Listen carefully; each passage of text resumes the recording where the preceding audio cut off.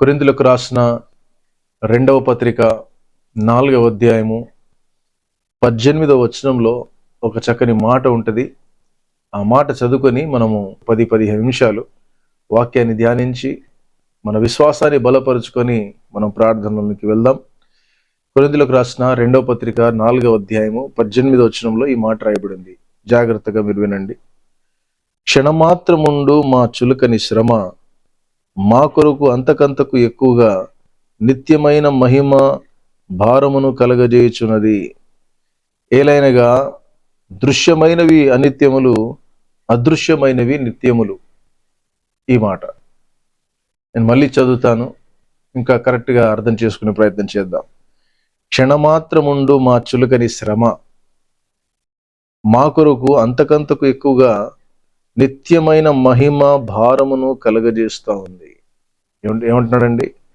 క్షణమాత్రముండు మా చులకని శ్రమ అంటే అపోస్తలుడైనటువంటి పౌలు తనతో పాటు ఉన్నటువంటి తన ద్వారా రక్షించబడినటువంటి ఆ వ్యక్తులు కావచ్చు, వాళ్ళందరూ కలిసి దేవుని సేవలో వాళ్ళు ముందుకెళ్తున్నప్పుడు వాళ్ళకి ఎదురవుతున్నటువంటి శ్రమలంట చులకనివి, అంటే పట్టించుకోదగినవి కావు.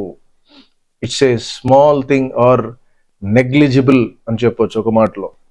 అంటే ఆ శ్రమలను దాని గురించి ఎక్కువగా ఆలోచన చేయడానికి అవి ఏం పెద్ద గొప్పవి కావు, పట్టించుకోదగినవి కావు. కారణం ఏంటి? అది శ్రమలే. మళ్ళీ శ్రమలు జీవితంలో మనిషిని కృంగదీస్తాయి. ఈ శ్రమలు వచ్చినప్పుడు అశాంతి అసమాధానానికి గురి చేస్తాయి. అది ఎలాంటి శ్రమలైనప్పటికీ అవి చిన్నవే కావచ్చు, పెద్దవే కావచ్చు. ఏ సమస్యలైనప్పటికీ శ్రమలు శ్రమలే, ఇరుకులు ఇరుకులే, ఇబ్బందులు ఇబ్బందులే. వాటి ఎదుట మనం చాలా ఇబ్బంది పడుతూ ఉంటాం. అయితే దేవుని వాక్యం ద్వారా మనం ఏం నేర్చుకుంటున్నామంటే, కొరింథీయులకు రాసిన 2వ పత్రిక 4వ అధ్యాయము 18వ వచనంలో ఉన్నటువంటి బలమైన మాట ఏంటంటే, పౌలు అంటున్నాడు, మా శ్రమలు అవి చులకనగా ఉన్నవి, చిన్నగా ఉన్నవి, నెగ్లిజిబుల్. కారణం ఏంటి అంటే, మా కొరకు అంతకంతకు ఎక్కువ నిత్యమైన మహిమభారం కలగజేయుచున్నది.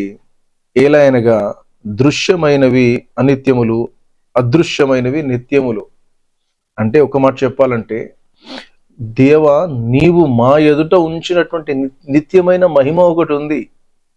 ఆ నిత్య మహిమ ఎదుట మేము భరిస్తున్నటువంటి ఈ భారము, లేదా మేము పొందుతున్నటువంటి శ్రమలు, మేము పొందుతున్నటువంటి ఇరుకులు, ఇబ్బందులు, అనారోగ్య పరిస్థితులు, అశాంతి అసమాధానపు పరిస్థితులు మా ముందు ఏదైతే ఉన్నాయో, మమ్మల్ని ఎంతగానో కృంగదీస్తున్నటువంటి పరిస్థితులు ఏదైతే ఉన్నాయో, అవన్నీ కూడా నెగ్లిజిబుల్, అంటే దాన్ని పట్టించుకోదగినవి కావు అనేది వాక్య భాగం.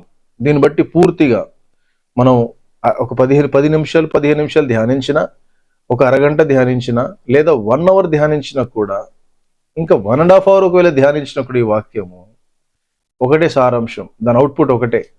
ఏంటి ఇది క్లుప్తంగా చెప్పడానికి ఏంటనంటే, మన ముందున్నటువంటి శ్రమలు, ఇరుకులు, ఇబ్బందులు, అనారోగ్య పరిస్థితులు కొన్నిసార్లు మనల్ని కృంగదీస్తూ ఉంటాయి. ఆ కృంగదీస్తున్నటువంటి ఈ పరిస్థితులు, ఈ శ్రమలు ఒక్కసారి ప్రభు మనకు అనుగ్రహించే ఆ నిత్య మహిమను తలంచుకున్నప్పుడు అవి చులకనగా కనబడతాయి, అంటే చిన్నవిగా కనబడతాయి, అవి నెగ్లిజిబుల్గా ఉంటాయి అనేది వాక్య సారాంశం. దేని ఎదుట? దేవునికి స్తోత్రములు, ఆ నిత్య మహిమ ఎదుట. అందుకే పాట పాడుకున్నాం, యేసయ్య నీ కృప తలంచగానే నా శ్రమలు శ్రమలుగా అనిపించలేదే, నీవు నాకిచ్చే మహిమ ఎదుట అవి ఎన్న తగినవి కావే. ఏమంటాడండి?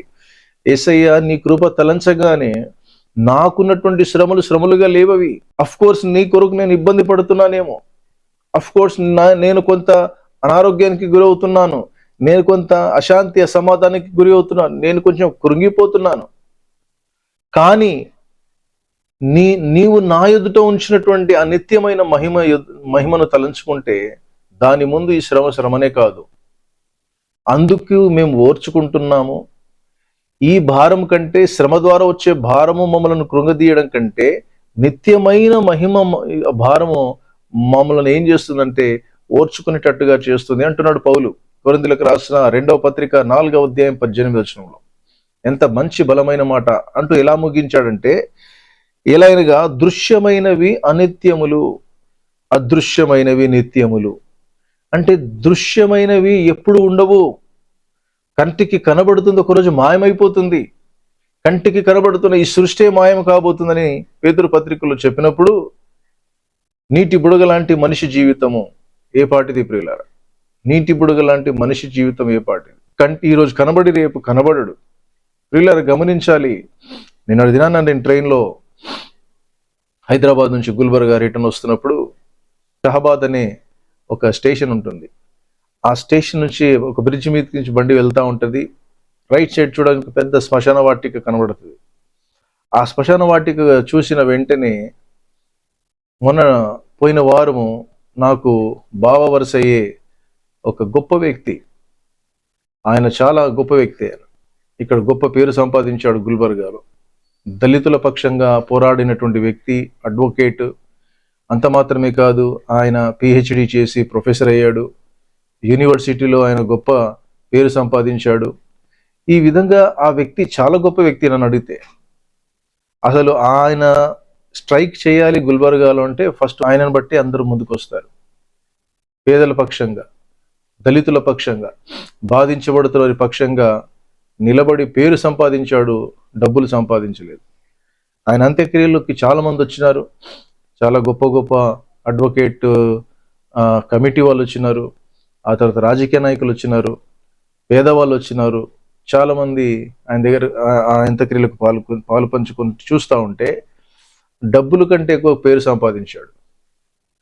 చాలా బలమైన వ్యక్తి. 6 నెలల క్రితమే నాకు ఒక హోటల్లో కలిశాడు, మాట్లాడుకున్నాం ఒక 5 నిమిషాలు. చాలా బలమైన వ్యక్తి, కానీ ఈరోజు లేడు. నేను చాలా షాక్ అయిపోయాను ఆయన మరణ వార్త వినగానే. నాకు కూడా చెప్పాడు, నీకేమైనా ఇబ్బందులు ఉంటే చెప్పు ఇక్కడ. ఆయన అన్యుడు యాక్చువల్గా. నీకేమైనా ఇబ్బందులు ఉంటే చెప్పు, మేమున్నాం ఇక్కడ అన్నట్టుగా ఆయన ధైర్యం చెప్పిన వ్యక్తి 6 నెలల తర్వాత ఆయన లేడు. ఆ శ్మశాన వాటికలో బూడిదైపోయాడు. చూసారా? మనిషి యొక్క జీవితం ఈరోజు కనబడి రేపు కనబడడు. Chapter close. ఇంకా ఆ వ్యక్తికి సంబంధించినవన్నీ కూడా ఏమి పనికిరావు ఈ లోకంలో. అందుకే దృశ్యమైనవి అనిత్యములు. కంటికి కనబడుతుంది, అవి పర్మనెంట్ కావు. అదృశ్యమైనవి నిత్యములు అంటున్నాడు. ఏంటి అదృశ్యమైన విషయాలు అంటే, అదృశ్య దేవుడు, నిరాకారుడు, ఆత్మస్వరూపైనటువంటి దేవుడు, ఆయన నిత్యం ఉండేవాడు. ఆయన పరలోకము, ఆయన సింహాసనము, ఆయన మహిమ, దేవదూతలు ఎదుట, శరాపులు కెరాపులు ఎదుట ఆయన ఆరాధించబడుతున్నటువంటి ఆ మహిమ, ఆ పరలోక మహిమ, నిత్య జీవం ఎదుట ప్రియులారా గమనించాలి, అవి శాశ్వతంగా ఉండేవి. అది అదృశ్యమైనవి నిత్యములు. కనుక ఈ లోకం మట్టుకే మనము బ్రతకట్లేదు. పరలోకం మట్టుకు, నిత్య జీవం మట్టుకు దేవుడు మనల్ని రక్షించాడు. మనము విశ్వాసంతో బ్రతుకుతున్నాము, నిరీక్షణతో బ్రతుకుతున్నాము. మన నిరీక్షణకు ఆధారము అదే. అది దృష్టిలో పెట్టుకొని పౌలు అంటున్నాడు, ప్రభువా క్షణమాత్రముండు చులకని శ్రమ, మేము పడుతున్నటువంటి శ్రమ అది క్షణమాత్రమైంది. అది మా కొరకు అంతకంతకు ఎక్కువ మహిమాభారం కలగజేస్తుంది అంటున్నాడు ప్రియులారా. ఇది ఏ సందర్భంలో పౌలు దేని గురించి మాట్లాడుతున్నాడంటే, తాను చేస్తున్నటువంటి పరిచర్యలో చాలా ఇరుకులు, ఇబ్బందులకు గురవుతున్నాడు. శ్రమలు అనుభవించుకుంటూ పరిచర్య చేస్తూ ఉన్నాడు. అంటే ఫిజికల్గా చాలా స్ట్రెస్కి గురవుతున్నాడు. ఫిజికల్గా ఆయన ఎంతో శ్రమకి గురవుతున్నాడు. ఫిజికల్గా మరి అది ఏ ఇష్యూస్ తనకేమేమి ఉన్నాయో అది దేవుడికే తెలుసు.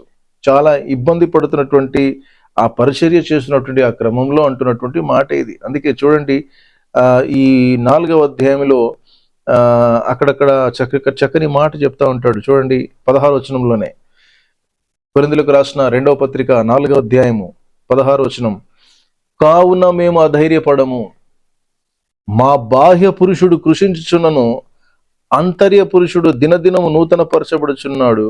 మేము దృశ్యమైన వాటిని చూడక అదృశ్యమైన వాటిని నిదానించు చూచుచున్నాము గనుక. అది చూశారా? ఏంటి ఆయన పరిస్థితి అంటే, అధైర్యపడడం అంటే అధైర్యపరిచే పరిస్థితులు, మన ధైర్యమును నీరుగార్చే పరిస్థితులు, మనకున్నటువంటి ధైర్యము మనం ఒక చక్కని మన జీవితాల్లో, అది మన వ్యక్తిగత పనులే కావచ్చు, కుటుంబానికి సంబంధించింది కావచ్చు, ఉద్యోగానికి వ్యాపారానికి పరిచర్యకు సంబంధించిన పనులే కావచ్చు, మన ప్రొఫెషన్కి సంబంధించిన పనులే కావచ్చు. ఆ పనులు చేస్తూ కొంత ముందుకెళ్దాము అని అన్నప్పుడు మనకు డిస్కరేజ్మెంట్స్ వస్తాయి, మనకు కలిసి రావు పరిస్థితులు. ఈ డిస్కరేజ్మెంట్స్లో ధైర్యము చెడిపోతూ ఉంటుంది. అధైర్యము మన జీవితాల్లో రావాలి అంటే, ధైర్యపడకుండా మనం ముందుకు వెళ్ళాలంటే మన దృష్టి దాని మీద ఉండకూడదు. మంచి మాట, దీన్ని అండర్లైన్ చేసుకోండి. నీ ముందున్నటువంటి శ్రమలు, నీ ముందున్నటువంటి అబ్స్టాకిల్స్, హర్డల్స్, ఇరుకులు, ఇబ్బందులు, దాన్ని చూడకూడదు. నీ దృష్టి దానికంటే దూరం ఉండాలి.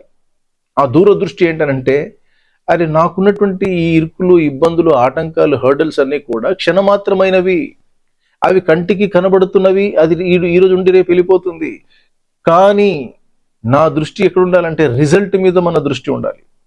నేను చేస్తున్నటువంటి ఈ పనికి తప్పకుండా రిజల్ట్ వస్తుందనే ఆ పాజిటివ్ దృష్టి, నేను చేస్తున్నటువంటి పనికి తప్పకుండా రిజల్ట్ వస్తుంది, ఈరోజు రాకపోయినా రేపు వస్తుంది అనే ఆ తపన, అంటే ఆ పాజిటివ్ మైండ్.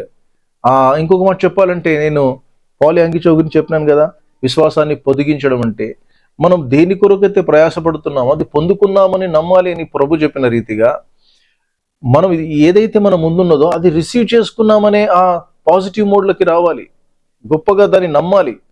ఆ పూర్తి విశ్వాసము ద్వారా మాత్రమే మన ముందున్నటువంటి ఈ చులకని శ్రమ, ఈ చిన్న చిన్న విషయాలు మనల్ని అటాక్ చేయలేవు. లేకపోతే ఈ చిన్న చిన్న హర్డల్స్కి we may be give up, we should not give up. Giving up అనేది ఆ స్పిరిట్, అది విశ్వాసులు ఉండకూడదు. మంచి మాట, ఇది కూడా అండర్లైన్ చేసుకోండి. ఎందుకంటే యేసుక్రీస్తు ప్రభు మన గురువు, మన నాయకుడు, మన ముందు ఆయన తను చేసి చూపించాడు. ఏంటో తెలుసా? ఎన్ని ఇరుకులు, ఇబ్బందులు, శ్రమలు ఎదురైనా కూడా ప్రియులారా గమనించాలి, హీ డింట్ గివ్ అప్. ఆయన వదిలిపెట్టలేదు, పట్టు వదలనటువంటి దేవుడు ఆయన. ఎంత గొప్ప కృప అండి బాబు ఇది, పట్టు వదలకుండా. ఇంకొక మాట ఉంటుంది హెబ్రీ పత్రిక 12వ అధ్యాయంలో, యేసు ప్రభు ఎందుకంత శ్రమలు ఓర్చుకున్నాడు తెలుసా?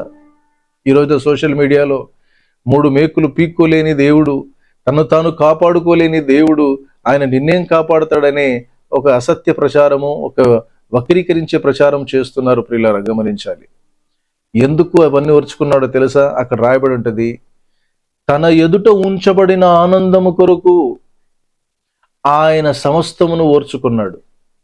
ఆయన ఎంతవరకు ఓర్చుకున్నాడు? మరణానికి కూడా అప్పగించేసుకున్నాడు, రక్తం చిందించాడు, ప్రాణం పెట్టి మరణించేదాకా కూడా ఆయన ఓర్చుకున్నాడు. ఏ ఆనందం ఆయన ఎదుట ఉంచబడింది? ఆయన ఎదుట ఉంచబడిన ఆనందం నువ్వు నేనే. అంటే నువ్వు నేను రక్షణ పొందితే, మనమందరం రక్షణ పొందితే అది ఆయనకు ఆనందం, అది ఆయనకి సంతోషం. వీళ్ళందరూ రక్షించబడతారనే ఆ దృష్టితో, ఆ దూరదృష్టితో చూసి ప్రభు నీ కొరకు నా కొరకు అన్ని ఓర్చుకొని కల్వరిశిలలో మరణం వరకు ఆయన హీ డింట్ గివ్ అప్. మన జీవితాల్లో చిన్న చిన్న విషయాలు మనం వి విల్ గివ్ అప్ అండి. చిన్న చిన్న విషయాలకు మనం నీరు గారిపోతాం, చిన్న చిన్న విషయాలకు మనం ఓడిపోతాం, చిన్న చిన్న విషయాలకి వెనక చేస్తాం, చిన్న చిన్న విషయాలకి మనం కొంత ప్రయత్నం చేసి కొంచెం ప్రాబ్లం రాగానికి మళ్ళీ వెనక్కి నో, అది ఎంత పెద్ద సమస్యలు వచ్చినప్పటికీ మనం ముందుకు వెళ్ళాలి అనేది దేవుని యొక్క వాక్యం. అందుకే దేవుని బిడ్డలారా గమనించాలి. ఇక్కడ పౌలు అంటున్నాడు, కొరింథీయులకు రాసిన 2వ పత్రిక 4:18, క్షణమాత్రం ఉండు మా శ్రమ అది చులకనిది, అది పట్టించుకోదగినది కాదు.